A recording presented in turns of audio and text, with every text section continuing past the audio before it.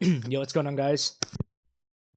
To today's recap for today, I ended up taking 0 trades today, which is super unfortunate. I got rage baited like crazy today. Um, I mean, maybe I still should have taken it, but anyway, let's just go back and just have a look what we were doing. Let's just get straight into this recap because if you guys are on the charts today, I'm pretty sure you definitely seen what was going on. So let's go just right before 9:30. We're just looking at the 4 hour here, looking at the higher time frame.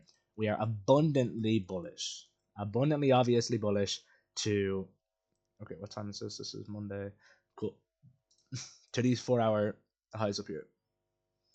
I think this is actually a weekly high. So to this weekly high up here, we're extremely obviously bullish, and also realistically to these highs up here as well. Because what are these highs? If we go to the daily time frame, we haven't even hit them yet, but we are going to. The daily time frame, it is a unmitigated daily fair value gap here on the Nasdaq, completely untouched. So a super strong key level that price would want to draw. Magnet, please just stop. I'm not in the mood. I already got rage. Oh my god. Thank you. Anyway, cool. So as you can see, we left a failure swing. So we just have like literal failure swings on top of failure swings up to this daily fair value gap. Generated a bunch of liquidity at it. And today was the day that we were going to run through all of that liquidity by the looks of things. So yeah, we had a good draw. We had this 4 hour high here, and then we also had these highs up here, which were failure swings. So this was a weekly high as well. This was last week's high. Okay. What was it, last week? Maybe like 2 weeks ago? I can't remember. Anyway, again, if we also come to the lower time frame to see if we're backing that backing that higher time frame narrative, we are, right? So we're coming into hourly gaps, probably 4 hour gaps, let's say. Okay, well, yeah. We're coming into 4 hour gaps. We're making moves higher. If we go to the 15-minute time frame, we can see what did London do. All right, I'm actually just getting rage bait here. But anyway, even from yesterday, like delivery off a 30-minute, make a move higher. Delivery off this for value, move higher. Delivery. We're just delivering from sell side. We're in a clear market maker buy model right now, heading towards these weekly draws, weekly objectives. If I zoom out here on the 15-minute, I'll draw in so you can see it. Bang, bang. Just pretty clear bias anyway coming into today of us being very strongly bullish, leaning very strongly bullish anyway. So coming into market open, what did we have? If we go to the 1 hour chart, okay, spoilers, we had this 1 hour fair value gap unfilled, and we also had this 4 hour below us as well, which was also completely unfilled. So what I was looking for was pretty simple stuff. We also left relative equal, or basically bang on equal lows at London session liquidity right here, relatively equal anyway. So what I was looking for is, as you can see, this is before, so this is pre-market. We left yet another failure swing to this weekly high up here, another failure swing. And this high is not protected just because it's a weekly high. It is not inside of any higher time frame key level, so it doesn't really hold that much significance. It's just a failure swing. It's a low resistance liquidity on the higher time frame. So we leave yet another failure swing up here, which this was like looking absolutely incredible, by the way. And then here we have 9:15. So cool. And we also, as you can see, bro, this was like so ridiculous. I actually kind of am pissed that I didn't take longs today. Very pissed. We had 15-minute equal highs above us as well. Like, oh, I don't want to talk about it. And we also we just had such good market structure above us too. Like, Jesus. Anyway, market opens. Boom. We actually opened higher. So as you can see, we actually get presented a decent long setup on open. But if you did take this long setup, at minimum, you realistically probably should have gotten break even. So just looking at this long setup first of all, because I was actually going to take this long setup, but I decided to fade it because I felt like this manipulation just wasn't the greatest. It was okay. It was okay. Don't get me wrong.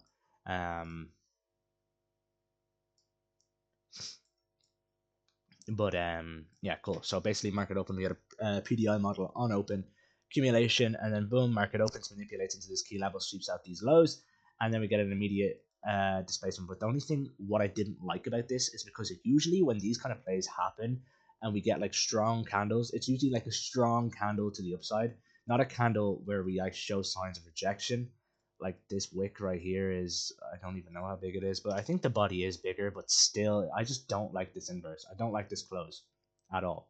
It's an 11.3, it's probably like a 14 point. Okay, so it's not that bad. The inversion isn't terrible, but it's just the way it took out this slight internal structure here, and it kind of just it didn't close up here. I don't know. I just wasn't a fan of it. In my eyes, it just wasn't that clean.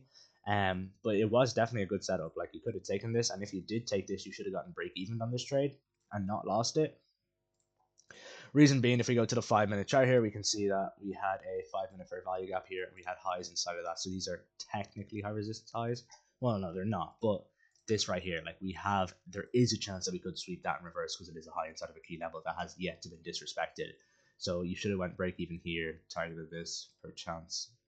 Anyway, I wasn't really a fan of this trade though. I did not take this trade. But then we had something a lot nicer. We ended up running a stop hunt on these 930 lows. So we ended up coming down and sweeping out these lows, making a decent move lower. Now at this point, we fully filled the 4-hour. We tapped into a 15-minute here, and a discounted 15-minute. We came to equilibrium of the range. I think we could have tapped OTE, did we? No, we came like perfectly discounted the range. We filled the C, whatever. Tapped this unmitigated 15-minute. Tapped this 30-minute, hourly, 4-hour, everything. It was really, really clean. Like, super, super nice manipulation. Great higher time frame AMD, like, in the sense of like the 5-minute. We just made it. Oh, it was really clean. And then the last thing stopping us from going higher here was this 5-minute fair value gap, which we were forming. Now, if we want to go to the next candle here we go. So we ended up testing this fair value gap once. So, like, this was now my condition, right? My condition was now this 5-minute, this bearish 5-minute. I was like, if we are going to be bullish here, which we definitely should be, because everything else is, but I wasn't worried because my final DOL was definitely a good bit away.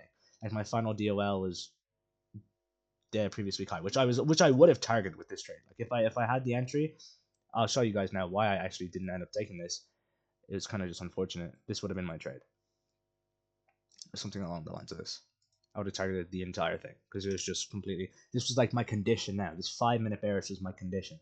If we were going to respect this 5-minute, would I have taken shorts? No, but could I? I could have seen us maybe coming lower, down to Asia lows or maybe previous day, maybe. Like, but that's anyway. That was my condition. But I wasn't really expecting this 5-minute to hold at all. I was much on the side rather than that we just inversed it. Next candle.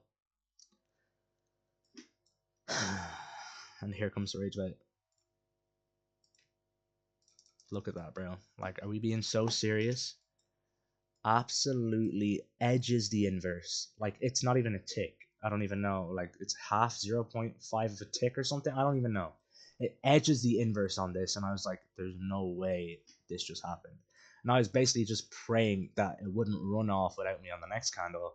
It actually inversed on MNQ, which is crazy. It inversed on MNQ, but it didn't inverse on NQ. Is what it is. And then, as you can see, next 5-minute candle. Oh, hell no. 5-minute candle of doom and despair just absolutely sweeps out my entire break-even point and is literally like 10 ticks away from my TP. And then, obviously, as you can see, bang. Like, that, the trade was just so clean. It was so textbook. But yeah, I mean, I probably still should have entered it. I probably should have taken this 3-minute, which is super high conviction. But I mean, it is what it is, you know? It is what it is. Can't do much about that. I was waiting for this 5-minute to get inversed, and we edged the inverse on this 5-minute. I would have taken this with around 5 micros, and maybe 4 micros, and just targeted the entire draw. Break even would have been pretty simple. Just would have been at this internal high, which I think is 930 high. Yeah, it just would have been at this 930 high. Anyway, the high that we created at market open. That's where I would have went break even. And that's it, really. That's it. Really, really, really simple trade. Super clean, super nice. But I just got absolutely rage baited by this 5-minute failing to inverse by like a literal tick. It's definitely something to journal, because on days like this when it's super, super obvious, I probably should just take it anyway and not let my model hinder me from catching in on this long. But that's okay. It's whatever. It's something to journal for sure. And that's gonna be it. That's really it for today's recap. I don't know if we did anything after. I think we literally just made moves higher Yeah, not really any valid retrace. Oh, actually, sorry. There was this 5 minute continuation model, which I was looking at, which is where we had a retrace down into this M5, which is my new condition, and then we inversed out of it. But at that point, I didn't like this because I had already hit my break even point, and we were opening up another higher time frame gap. But if this didn't, yeah, no, today was just a day full of rage bait. I'm not gonna lie. If we like inversed here, I would have went break even. I would have gotten break even on this side. It doesn't make a difference. But we were opening up another higher time frame gap, so there was definitely some risk, more risk behind this trade compared to this one. This one was really, really clean. And I think for the rest of the day, then we might have just did whatever we did. Anyway, I was finished trading by then. Yeah, we had a little retrace, probably edged the gap or something. I don't know. Anyway, but yeah, that's gonna be it for today's recap. Got rage baited today, made $0 on the day. Is what it is. And I'll catch you guys in the next one. Instagram, TikTok, Discord, it's gonna be in bio. If you want to add any of those, shoot me a text or let me know in the comments what trade you took today if you ended up capitalizing on this long. That's gonna be it for today's video, guys. I'll catch you in tomorrow's recap. Peace.